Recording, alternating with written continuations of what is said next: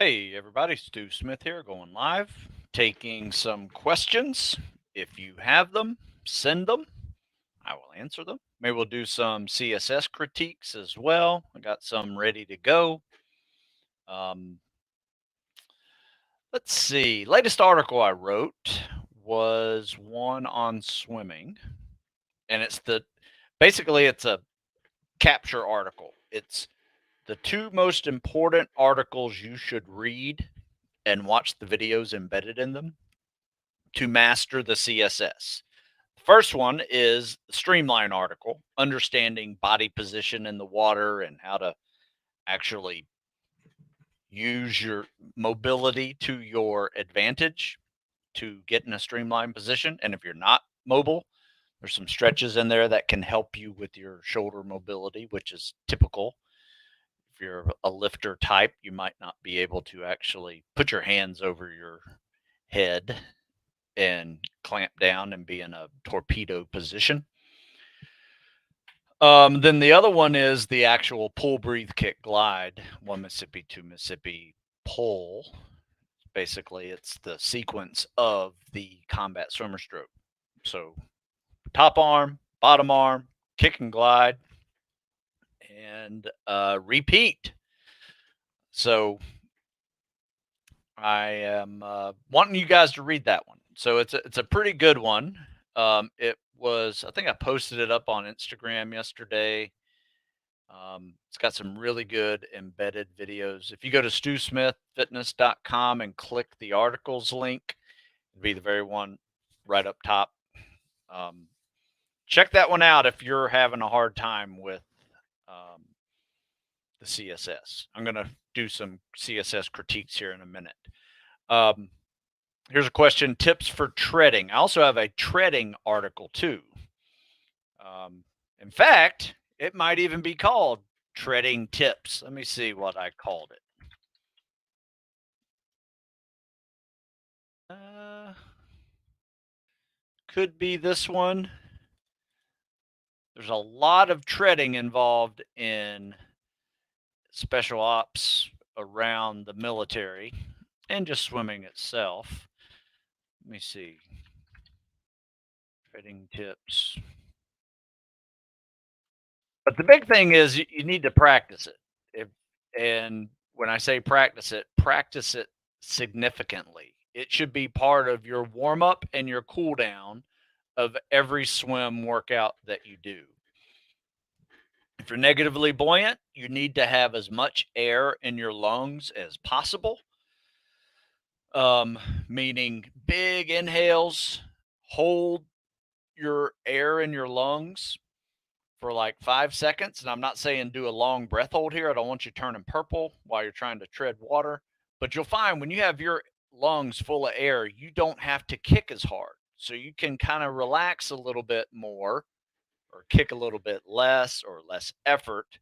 Then you do a real quick exhale. Might have to kick a little harder whenever you fully exhale. And then bring it in again. Try to hold it for 5 or 6 seconds.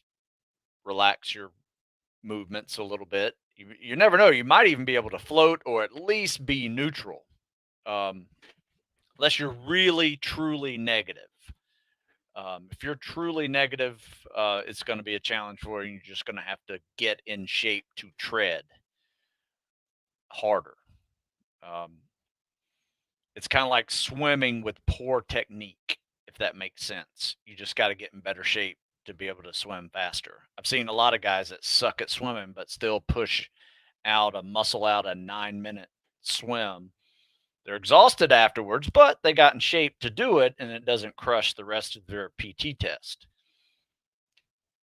So I prefer teaching everybody a good solid technique so you go through the swim and you're able to not completely blow all of your energy and you can still have stuff left over for the other events. So I tend to use a conservation of energy approach to swimming, which is highly recommended if you're trying to learn how to swim, but the same is going to be for treading as well.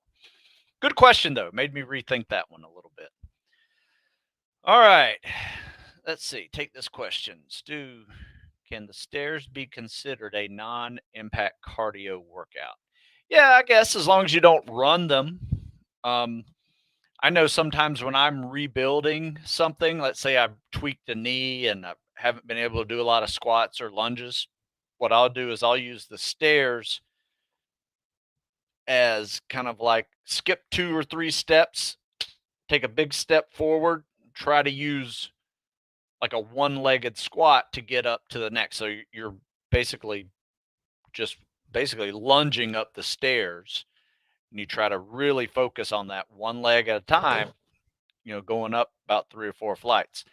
If you're running up them, I would say that's yeah, that's impact. If you're carrying farmer walks up them, that's a good one. I wouldn't call that necessarily impact. Um, Unless you have some real serious pains, it probably won't hurt you. It's like a like shin splints or anything like that. Might bother some tendonitis though. Sometimes tendonitis walking downstairs is like if you have an IT band flare up, walking downstairs is just brutal. So you may not want to do it for that. But typically, no, I wouldn't necessarily call it um, non-impact unless you are on a stairmaster machine. Then you never actually leave the floor. I mean, the stairs are moving. Well, you kind of leave the store a little bit, but you know what I'm saying. It's just a little bit different. So I would call that somewhat non-impact stuff. All right, let's see what we got here. Joining the British Paras. I passed all the fitness assessments, leave for training 3 months. How should I be looking to train? Anytime you have about 3 months to train, you're good to go, you're ready. The goal is really just maintain what you got. Don't worry about trying to crush something and get better. Don't try to get stronger because sometimes, unless you need to get stronger, really assess all your strengths and weaknesses. And then whatever your weakness is, focus on that. However, if you're solid, you want to just maintain that there's 2 goals. One, don't get injured. And usually guys get injured by doing dumb stuff. Like triathlons on a bike, you wreck going 25 miles an hour or you get hit by a car. Um, MMA workouts where you're punching or getting, you know, arm bars and foot locks and stuff like that and breaking your joints. Just got to be careful, not to get hurt. That's most important. The other one is just focus on maintenance of everything, right? Don't try to do any PRs on sprinting. Don't try any PRs on lifting. Just keep it steady, and focus on your weakness. That's the biggest thing. So assess yourself, test your weakness, focus on that weakness, maintain your strengths. Don't get hurt. Good question. Do you do a lot of charge mass stuff in buds? I would say there's some days where you will. You do a lot of no mask stuff at buds. Pool comp is a no mask exercise. There's a bunch of other open circuit things when all you have is a regulator in your mouth with no mask on. So you definitely have to learn how to be a mouth breather. And that is one way to do that. Treading water with your mask full of water will be a good way to practice that. Or laying on your back with a mask full of water doing flutter kicks. So we practice that, um, not as often as we used to because due to COVID, we can't get into the pool and do pool deck stuff with a big group. So everybody's kind of doing it on their own. But yeah, that should be part of your swim PT for sure. If you're going to tread, maybe try a 10-minute tread as a warm up before you swim. Do your swim workout, maybe a 50-50 workout, and then and I'll explain that in the video actually today. If you've never heard of it or never seen it. And then do a 10-minute tread or flutter kicks with your mask charge for 10 minutes as a cool down. Good one. Good question.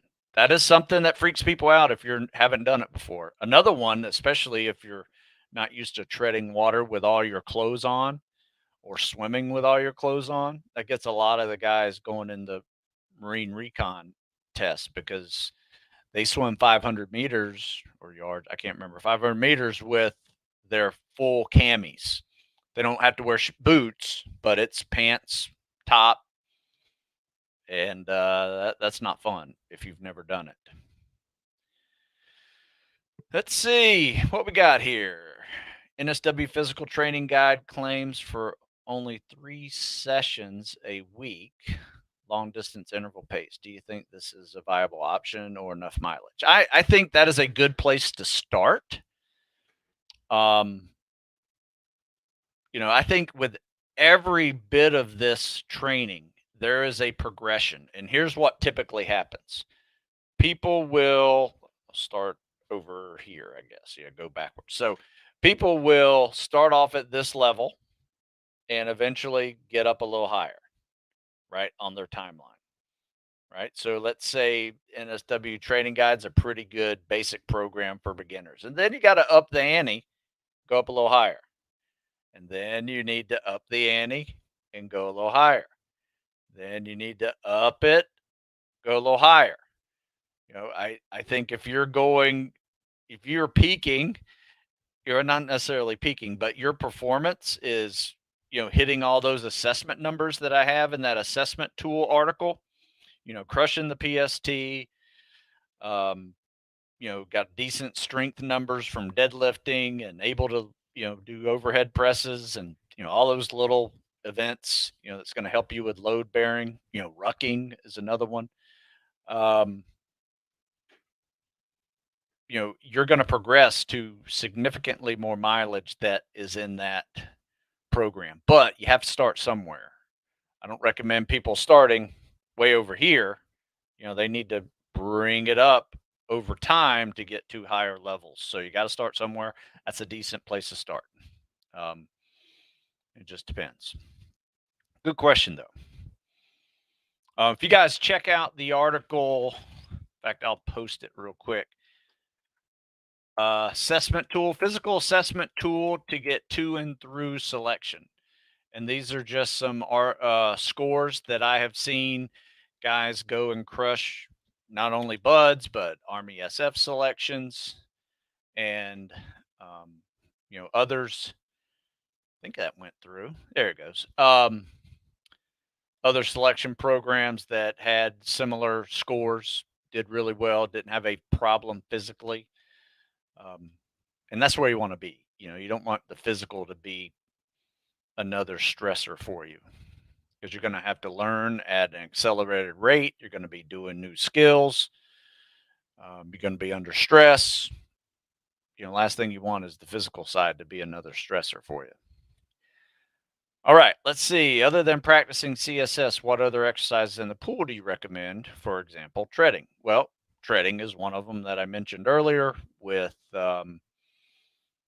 should be part of your warm-ups. If there's a 10-minute warm-up in the pool, you should be doing it either doing one of two things: swimming 500 yards or treading water for 10 minutes. That's a good warm-up.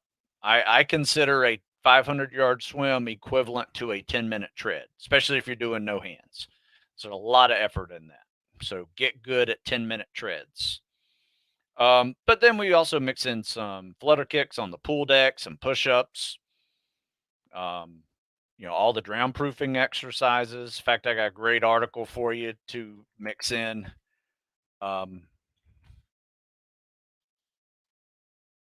Mix in some workouts together.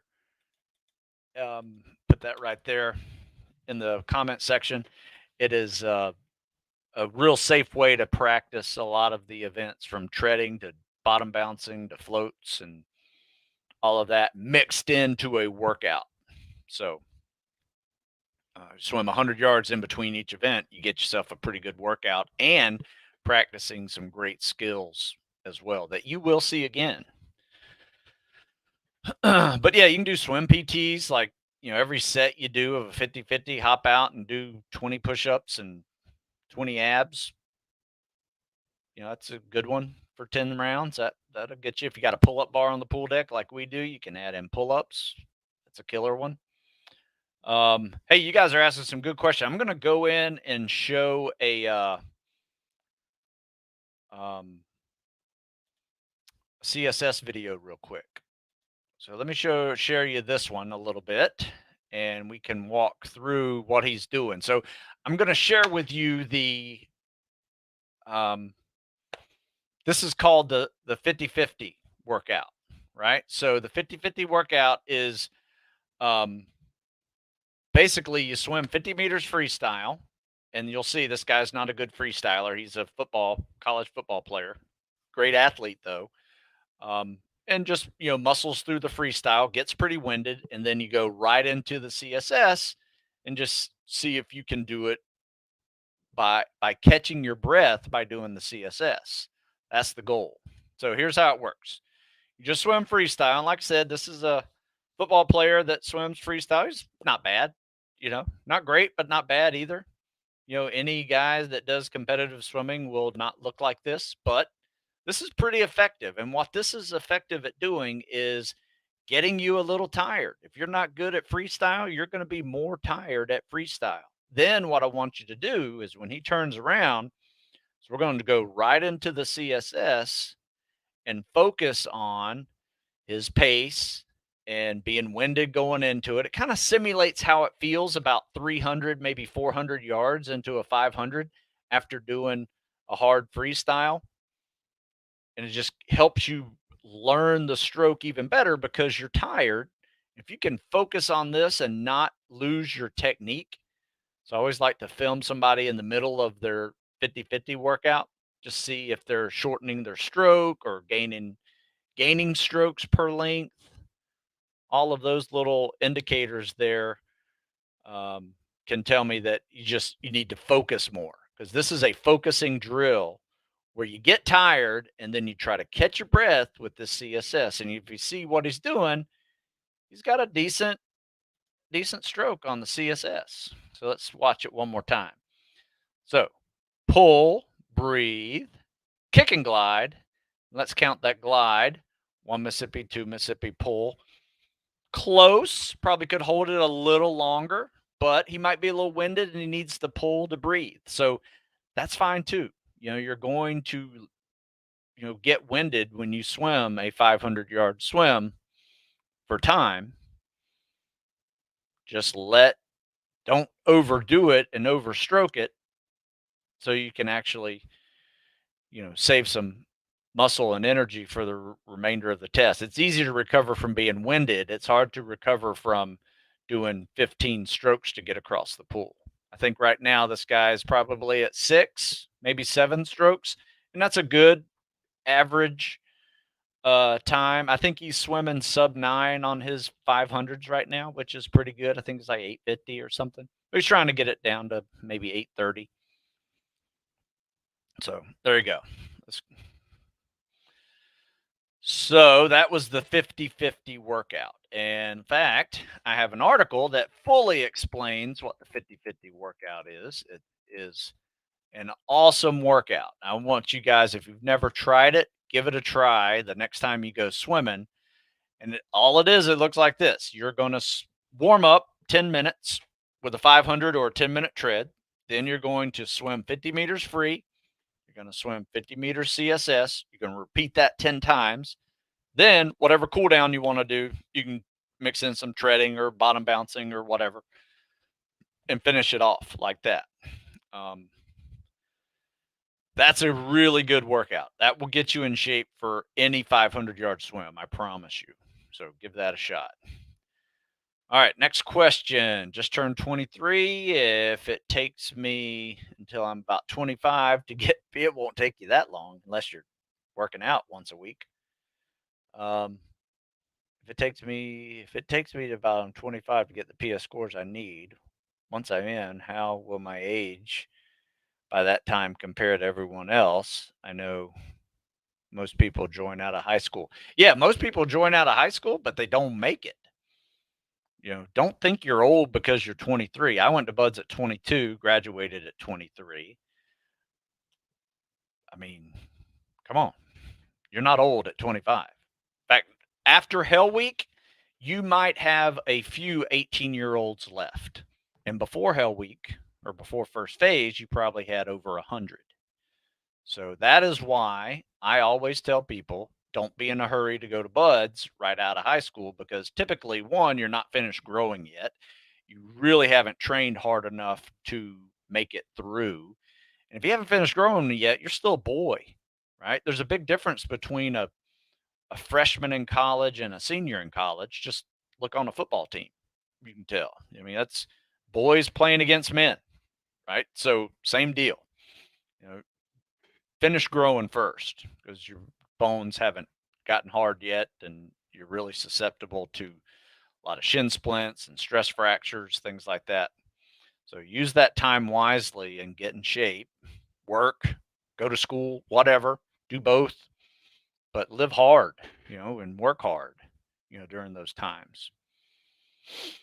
Get some maturity. That's another one too. Most people aren't mature enough. Going in at 25 is really good, as long as you're solid. But there's no reason why it would take you 2 years to get good PST scores. If you start on a PST program, even if you suck at everything, 6 to 8 months max. I'm not sure what 637 is. Is that your time for the 500? If so, that's pretty darn good. Let's see. Also, for someone becoming a diver, which one of your books would be best option for you? I do have a program that is it's really the phase one, phase two, Navy SEAL, EOD, diver, SWIC. I mean, it's really meant to be PST focused, but also other events that you will see again, like longer runs and longer swims with fins and things like that. So um, I would give that a shot. Probably Navy SEAL phase one, depending on your PST scores. All right, so I'm going to share another video if I can find it. There we go. This will work. All right, so share this one. Let's talk another CSS this time, eh? All right, so this one was emailed in. And by the way, if you ever want me to critique you, just let me know. And you can just send in a video of yourself doing a 50-meter. And it's best to do it like this. If you're going to send me in a video, have somebody walk alongside you right next to the lane that you're swimming in. And that works really well. So otherwise, I can't see it. There's glares if you're 2 lanes over. And, it's just, if you can't see yourself swimming in the video that you make, don't send it to me because I can't see it either. All right, kick off the wall. Way too many dolphin kicks. Take out those dolphin kicks. That's just a waste of energy. You could just glide that far and not waste all that energy. All right, so we have a top arm, bottom arm, kick and glide. You should probably pull. See how his face is still in the water when that arm's already at his hips? Turn with that top arm. You don't have to breathe with the top arm, but turn with the top arm. Good turnaround. Good kick off the wall. Like, just don't even do this stuff. That dolphin kick's just wasting energy. You can glide that far without any energy. So, top arm, bottom arm, kick and glide. See these little flutter kicks? You can get rid of those. I'm not sure what those are. Don't need those. Turn your head with the see that? Like, your head should be out of the water right now and getting ready to inhale with that bottom arm, because what's happening now is you are having to turn your head, pull your arm, bottom arm, and inhale all at the same time. And it just jumbles things up. Watch. All right. So now you got to turn your head, do all this, take an inhale, and get ready to kick and recover all in the same second. So spread it out a little bit. So turn your head. Let's see if I can find somebody who turns their head a little better. All right, give me a sec.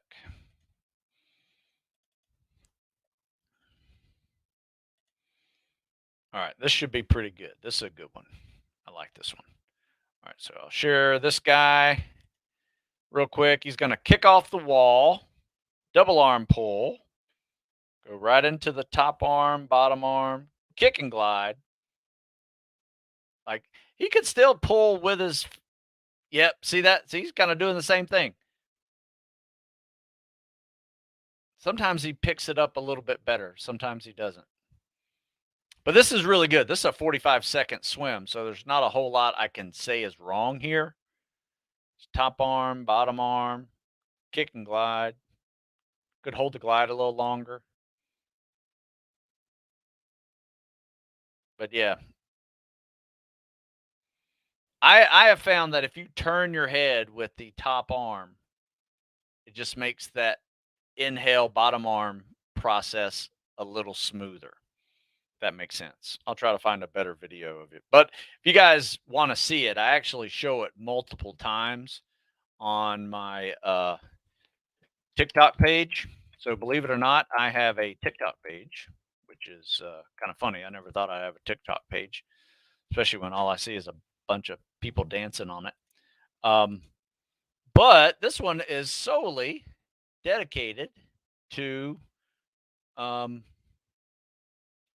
think that's it. Is that it? Solely dedicated. No, that's not it.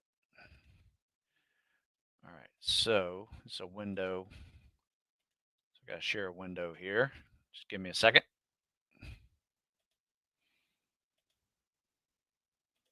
All right. Let's see how this looks. Can you guys see this? All right. So anyway, this is my Stu Smith 50, same address as Instagram. I put some of these on Instagram as well, but all this is just me critiquing with some voiceovers of what people are doing right, what they're doing wrong. I explain the 50-50 workout. These are great because they're like 3-minute long workout or videos. That's just me explaining, how people are variety of ways you can screw up the CSS. So there you go. Does that make sense? So check those out. That works really well for you. You can see multiple options there. Also, YouTube, I probably have over 100 of those. So long before there was a Instagram and TikTok, I was posting YouTube voiceover critiques. Probably looks like I filmed it with a potato because the camera phones weren't that great back then. All right. All right. Let's see. What do you think about your fellow teen guys not taking this COVID-19 vaccine? I think it's foolish, personally. I mean, I don't know why you would suddenly become an anti-vaxxer unless you've always been an anti-vaxxer. I'm not going to let politics change how I feel about science. That's just stupid. So I've had the vaccine since March. Still alive, still kicking. And besides, when you get into the teams, you're going to get dozens of vaccines, especially if you're diving in crap water all over the world. You're going to get just God knows. I mean, I remember vaccine day. I mean, you'd get like 3 or 4 in one arm, 3 or 4 in the other arm, a couple in your butt. And then, everybody walk around, know that you went to the doctor, get your vaccines, and they punch in the arm. That was fun. But it was a thing. You just did it, still had kids, I don't know. I don't get it. I don't like to really talk a lot about that politics stuff, but I don't think it should be, your health should be politically driven, right? So, Jesus. All right. In conjunction with your 50-50 or 100-100 swim workouts, where would you place a 250-yard sprint? Towards the beginning or the end of a swim workout? Good question. I like to do half, 50%, just see where I am, see where my split is for the first half of a swim. I wouldn't call it a sprint, though. I'd probably try to figure out a pace that you want and try to hit that pace. So let's say you're swimming a 9, so that's like 54-second laps if you're going to swim a 9-minute. See if you can hit 5 at 50 seconds, right? And be at the 820 mark, or yard per second. So every yard is 50 seconds, 50 yards, 50 seconds, 100 yards, 100 seconds. See if you can hit that pace. If you can go faster in that pace, great. See if you can go faster in that pace. And never know, you might be able to break 48 seconds and get sub 8. Give it a shot. I would say put those in. I would do this. I would do a warm up of about 250 swim or a 5-minute tread. Hit that 250 hard right from the beginning, and then do your 50-50 workout for another 1,000. And then on the back end, if you want to try that again, you could try it again. Or somewhere in the middle of the 50-50, you could do a 250, right? You can put it anywhere. I mean, I like doing that. I did, something I like to do is to see where my 5-minute split is. Like today, I hit my first 5 minutes, I was at 300 yards. So if you do the math on that, that's 300 yards in 300 seconds. So that's right on my pace. That's what I was shooting for. I actually did 325 in the next 5 minutes. So that's a little bit faster than that. So you can do a variety of different ways. I like to kind of play around with my 5-minute pace, see if I'm at the 300-yard mark, or do a 250 and just see where you are on your split. So either one, it's good. Let's see. I just got your fall winter book. On days when you have compound lifts, do you stop to do some warm-up weight prior? Oh, yeah, absolutely. Your first set should not be a heavy lift. In fact, we tend to warm up with the calisthenics above it. So if you start from the top and go to the bottom of that workout, like let's say you're doing deadlifts, we'll probably do a run pyramid with you run 100 yards, do a squat, run 100 yards, do 2 squats, 3, 4, 5, 6, 7, 8, 9, 10. You get 55 squats. I promise you, after 5 minutes of that, you're getting pretty warmed up and ready to go. We usually even run a mile after that, just to kind of fully warm up the legs. And then our first few sets of our lifts are not going to be heavy. We build up each set to a little bit heavier lift. That is how you do it. I probably didn't think I needed to explain that in the book, but maybe I should have. Maybe on the next edition, I will talk about how each set gets heavier. You don't jump into a 1-rep max out of nowhere. I don't know. It's kind of like showing a picture of a jumping jack. Everybody knows how to do a jumping jack. So, but I get your question. But yeah, that's how I would do it. How do you determine which weight to use? That's up to you, sir. Because I like to start off with 225, build up to maybe 285 or 295, and then do a couple at 315 or maybe even hit 350 if I'm doing deadlifts. But I can't just put a weight in there for people to do. I put in the reps. So my suggestion is you find the weight that allows you to do whatever rep count I put in there. Is it 10? Is it 5? Is it 3? I rarely put a 1 in there. Sometimes I do. Might be a drop set where you go 10, 8, 6, 4, 2. So every set's going to get heavier. And it's kind of up to you to figure out what that weight is. You want to be able to do that number, but you don't want to do it so easily that you have 10 more reps left, right? You want to be able to hit 10 reps and might be able to get 12 if you wanted to. That makes sense. It takes some hit and miss practice, and eventually you're going to be able to do it. Just write it down, and then you'll know next time you go into that workout, what weight you need. What were your PST scores when you got contract? Well, that was back in 1990, because I went to Buds in 91. So I actually did pretty well. The standards were a little bit different in my day. Like, you used to be able to shake off an arm. So you could do push-ups, as long as you didn't go to your knees, you could shake out an arm, and that did help, because I remember, being crushed at almost 100, in like a minute 30. I got 30 seconds left. So I'd shake out an arm on my left arm, shake out my arm on my right arm, and crank out 10 more. But I actually did 140 push-ups in 2 minutes. Same for sit-ups. I was up like a 1 per second usually, so 100 to 110 was usually my range. Pull-ups 25. Swim wasn't that great. I think my swim was like 8:45 when I was then, before Buds, and then my mile was like mile and a half was like at 9, right at 9. I don't think I broke 9 on it. Came close, but it didn't break it.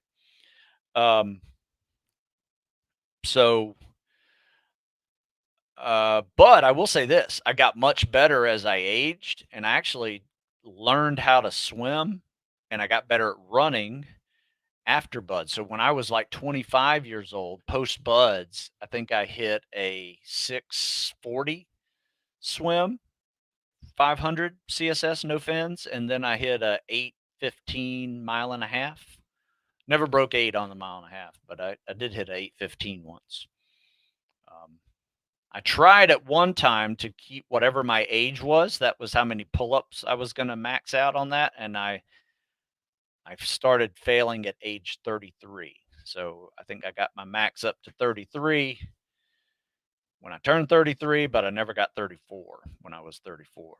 So that was a fun little challenge as it lasted. But now at 52, I'm not doing 52 pull-ups. But I do know a buddy of mine did 50 at 50. He's badass. All right. So, hey, Stu, do you recommend incorporating kickboard, scissor kicks? Yes. In fact, I do have a great kickboard drill, and it's on pretty sure it's on my TikTok page. I know it's on my Instagram page. If you kind of flick around, you'll just see a guy doing a kickboard drill, and it looks like this. You do 25. Kickboard is, under your bottom arm, right? You can hold on to it with the top of your fingers and just lay your head on your arm. Your top arm just lays on your hip, and all you do is kick and hold the glide. See if you can hold that glide for 2 Mississippis every kick. It's not just a bunch of flutter kicks. It's just one big scissor kick, hold the glide, 1 Mississippi, 2 Mississippi, kick, 1 Mississippi, 2 Mississippi, kick, and just see if you can get across the pool in as few kicks as possible, holding that glide each time. Then once you're done with 25, set the pull board on the side, kickboard on the side, swim a 50 without it.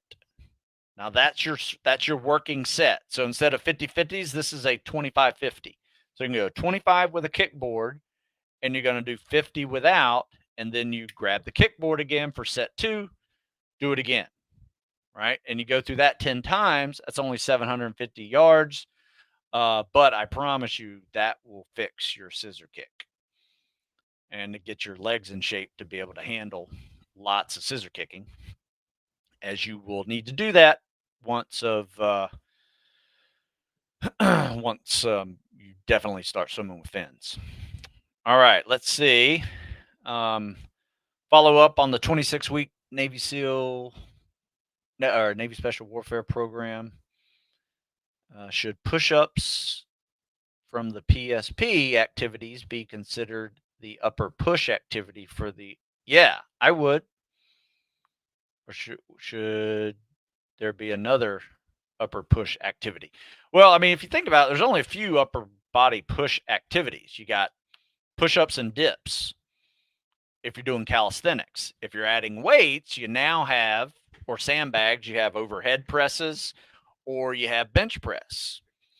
You could do some tricep kickbacks or tricep extensions if you wanted to, but really the main pushing is pushing with push-ups, dips, and overhead press. So you definitely want to get good at all three of those because you will be doing many of them. How many of your trainees make it through? Well, not all of my trainees go to buds. So I have various guys that are FBI agents that are becoming SWAT team guys. I got them that are going for HRT. I have local police that are being SWAT team guys, but we have firefighters that are trying out for PJs and got all kinds of stuff. But the guys that do go to buds, I'd say probably about which is about half of our group, probably, maybe sometimes a little more, depending on the time of the year. Um, I wish we had 100% graduation rate. We have not, and unfortunately, um, we expect it. And it seems like everybody who has gone there hasn't failed physically. Though I will say, over the last 2 years of this COVID mess up, a lot of guys couldn't make it out to our workouts that we were doing. Um, and they kind of did stuff on their own. And some of them were unable to pass 4 mile timed runs or 2 mile ocean swims. And that was shocking to me because that has never happened. I'm putting it up as guys just lifted too much and didn't run and swim enough. Because if you're good at lifting, that's great. You're not going to get that weak. It's only 4 weeks of boats and logs that you got to suck up. As long as you have some strength, you can handle that. It's the end that's going to get you is the 4 mile runs and the 2 mile swims. You know, People quit because it's cold and all those reasons too. But um, I would say the number one reason why trainees don't make it, some of my guys has been really bad luck. Um, Breaking a leg, concussions, um, just bad luck. And sometimes you almost get blackmailed to quit. Sometimes, if you're in Hell Week and you're not really doing that well, maybe your legs are beat up. They'll beat your boat crew until you quit. They'll leave you out, and they'll just say you're going to get performance dropped, or you're going to beat your boat crew until you quit, right? And you just sit there and watch them, and that sucks. To me, that's pure blackmail to quit, which I think is bull. Just performance drop the guy. You don't have to do that to somebody. But anyway, there's some things that occur that are out of their control. But for the most part, we usually have about 90%, I'd say, graduation rate. Um, though some years we've had 100%. It just depends on the year. So which is good. It's fun. Like I said, I have a system. It's not the system, but it's a system that has been doing it for over 20 years, and it works really well if you do it. So my system is called, by the way, it's not just running in calisthenics. We actually do lift, but we lift in a cycle. And I don't know if you've heard of it, but we call it seasonal tactical fitness periodization. And if you haven't heard of it, you should check this out and read about it. I even did a PowerPoint video on it on my YouTube channel. You guys can check out as well. Any tips for injury prevention while lifting, running, underway on a ship? Yeah. Obviously you're going to be running on a treadmill. Pay attention. Most injuries on a treadmill, people just don't pay attention. Or you have a power surge and you lose power, and then that messes up the road, how it rotates or rolls. Make sure you're not going through heavy seas whenever you're lifting. I've seen a few, you have free weights on your ship. Sometimes those rolls can really screw you up when you're lifting free weights. If you're in moderate to bad seas, you might want to use machines if available, or maybe a TRX might be a little safer, or just do calisthenics. Let's see. But yeah, basically just lick your wounds. Make sure you're stretching, foam rolling, massaging every day, especially if you're putting on a lot of volume and whether it's calisthenics, lifting, or running miles. You definitely want to make sure you're stretching and staying pliable, and that will help. And listen to your body. If your shins start hurting, get a new pair of shoes. That might help you. Could be a technique issue. Have somebody watch you run.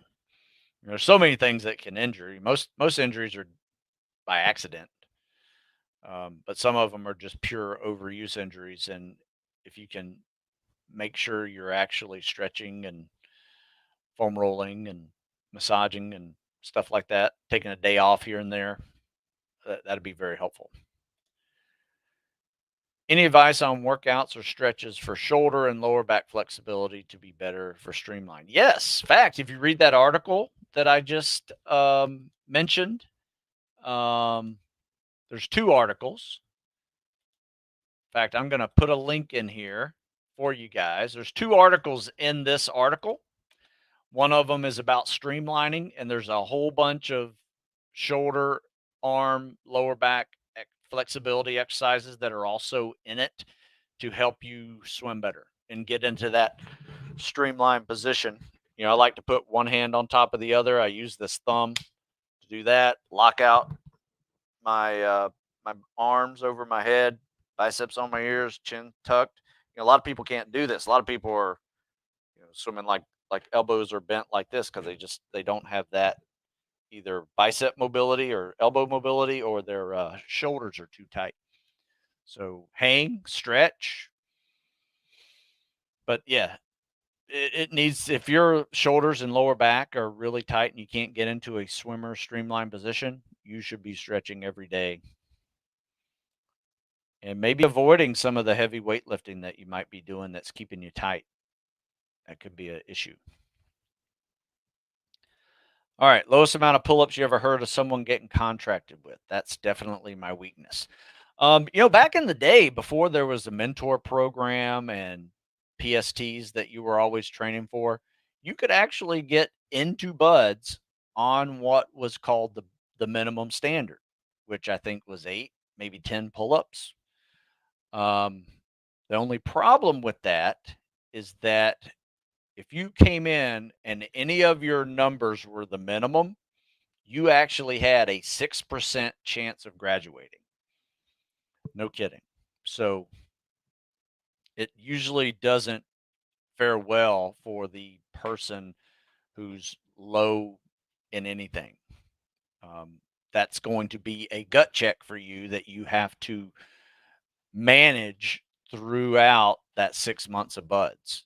And nobody's got perfect strength and weakness balance. No one has all perfect strengths. Every now and then you'll see somebody who doesn't struggle very much at anything physical, but there may be something that else hits them. Might be test taking, it might be land nav, might be shooting.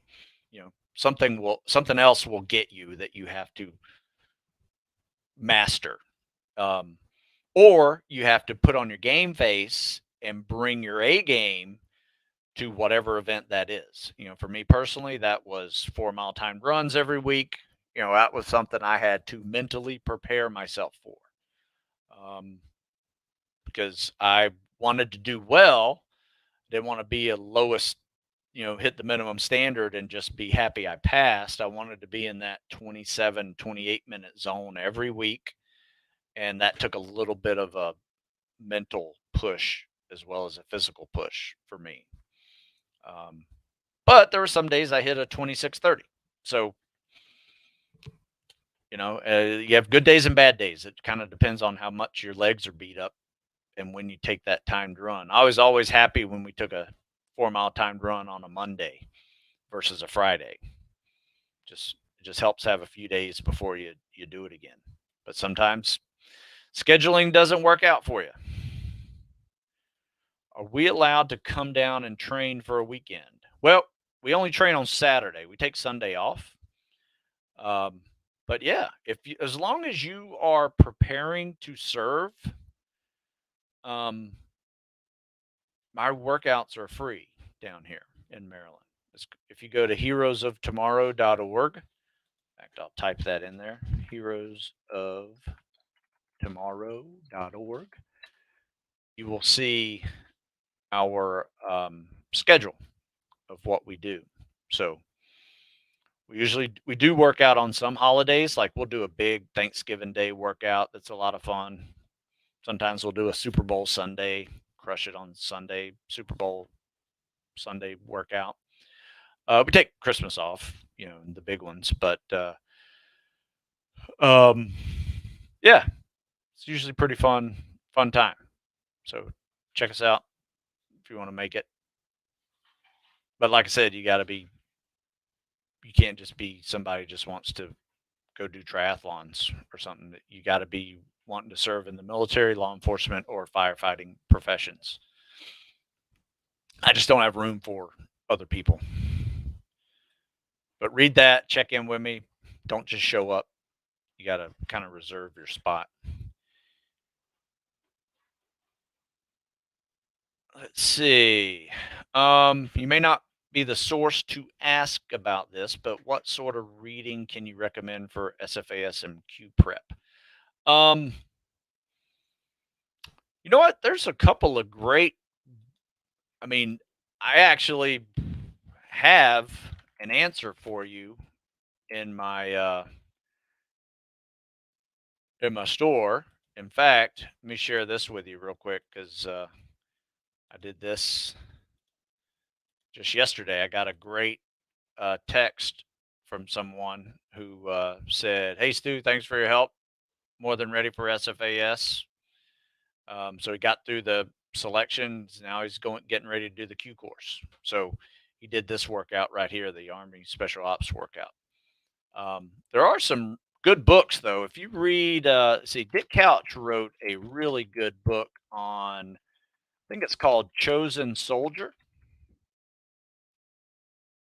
Pretty sure that's what it. Yeah, Chosen Soldier. That's a really good book I read. I learned a lot about Army SF just from this book. It was really cool. So Chosen Soldier is a good book. I'm assuming that's what you're talking about, that kind of reading, or are you talking about programming? Because I just gave you an answer to both, I think. You can check it out. All right, a few more questions, and then we got to get ready to move on to getting to work here for me. Let's see, comments. Hard to accept days off when you're in the groove. Yeah, but you know what? Your body needs it. You know, I mean, yeah, I take Sundays off from hard workouts, but it doesn't mean I'm not doing anything. I'm working in the yard, doing some mobility work, might move furniture. There's a whole bunch of other stuff I'm doing, just not a scheduled workout. Might be manual labor, but it's not um, something that I need a workout 7 days a week. So you only grow when you're resting. Muscles only grow when you sleep. So get good night's sleep. Let's see. Morning Stew. How do I get more power from scissor kick? I don't know if you saw what I was mentioning earlier, but there's a scissor kick drill. If you back this video up a little bit, you'll be able to hear me talk about the scissor kick drill. But I did post a video on Instagram not long ago of a guy doing the scissor kick drill, and it works really well. So that's how you do it. Also, do some lunges on land too. That'll help. Jumping lunges is actually even better. So if you think about what the scissor kick is, your top leg goes forward, bottom leg goes backwards, and you bring them back real close together or right to each other, right? Go in a lunge, jump, and land with your feet together. That's another way to build some power for your scissor kick. All right, so last question. We'll take one that's not fitness related. Do you enjoy shooting still? Yes, I do. I do enjoy it. I don't do it as much as I probably should, but I do enjoy getting out there and slinging some lead. Couple pistols. I typically use just pistols. Every now and then I'll use rifles too. Sometimes I pull out the M4 too and shoot that thing. So that's fun. So anyway, yeah, I do, but I probably need to do it more. I'd say I might do it twice a year, maybe 3 times a year. Yeah, like I said, could do it much more. All right, so I'm going to wrap this up. It's almost an hour we've been doing this. Thanks for your questions. If I didn't get to your questions, please email me.